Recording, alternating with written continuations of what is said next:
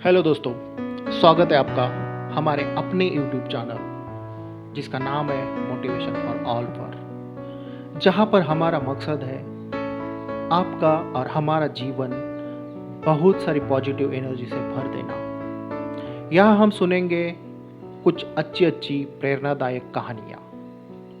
तो चलो दोस्तों, कुछ अच्छा सुनते हैं। प्राचीन काल की बात है।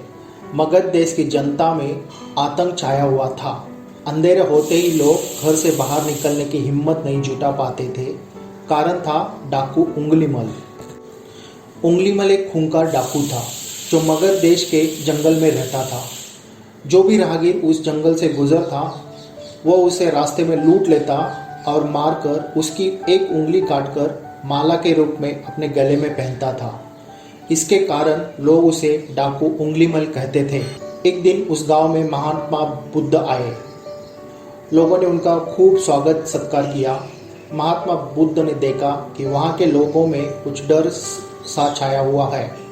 महात्मा बुद्ध ने लोगों से इसका कारण जानना चाहा। लोगों ने बताया कि इस डर का और आतंक का कारण है डाकू उंगलीमल। वो निरपराध राहियों को हत्या कर देता है। महात्मा बुद्ध ने मन में निश्चय किया कि उस डाकू से अवश्य मिलना चाहिए। बुद्ध ने जंगल में जाने को तैयार हो गए। भगवान गौतम बुद्ध जंगल में जाने को तैयार हो गए तो गांव वालों ने उन्हें बहुत रोका, क्योंकि वो जानते थे उंगलीमल के सामने बच पाना मुश्किल ही नहीं असंभव है। लेकिन बुद्ध अत्यंत शांत भाव से जंगल में चले जा रहे थे। तब पीछे से एक कर्कश आवाज आई, ठहर जा, कहाँ जा रहा है। भगवान बुद्ध ने जान लिया कि ये उंगलीमल की आवाज़ हो सकती है। उन्होंने उसको बिल्कुल दुर्लक्षित किया और वो शांति से जंगल में चले जा रहे थे।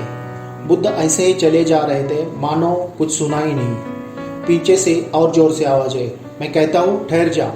गौतम बुद्ध रुक गए और पीछे पलट कर देखा तो सामने एक खूंखार काला व्यक्ति खड़ा था।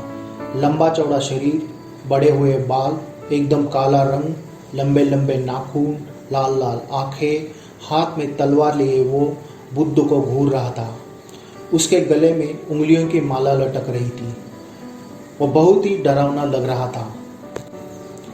भगवान बुद्ध ने बहुत ही शांत और मधुर स्वर में कहा, मैं तो ठहर गया, भला तू कब ठहरेगा। उंगलीमल बुद्ध के चेहरे को देख रहा था।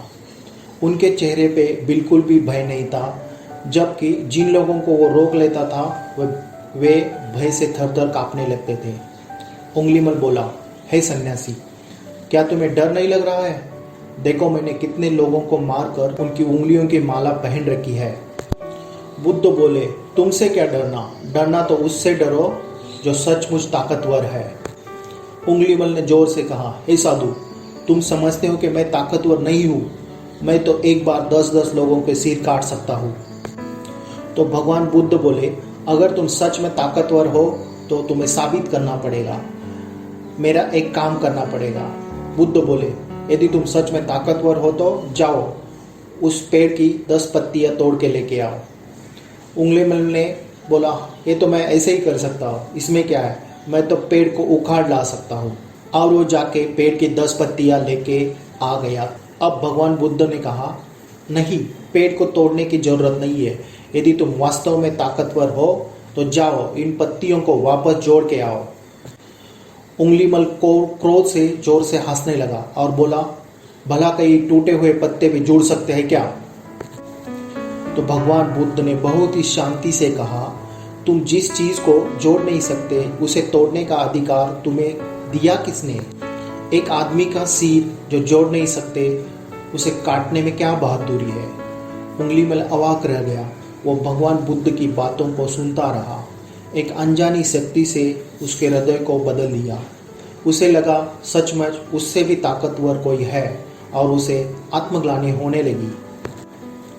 वो डाकू भगवान बुद्ध के चरण में गिर पड़ा और बोला, हे महात्मा, मुझे क्षमा कर दीजिए, मैं भटक गया था, मुझे अपने शरण में ले लीजिए।